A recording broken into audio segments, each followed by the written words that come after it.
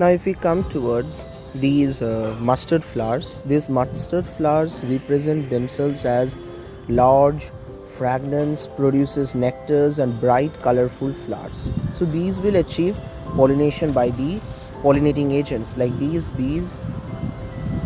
This one of the bees is pollinating, right? The honey bees actually, as you can see, these bee is pollinating the flowers, and in search of nectar it is going from one flower to another flower to suck the nectar. So these flowers will achieve pollination, you don't have to think. But for the flowers which do not produce large colorful fragrant, you have to take care of that. As you can see, these green branches, these are the fruits. Now these will bear the mustard seeds.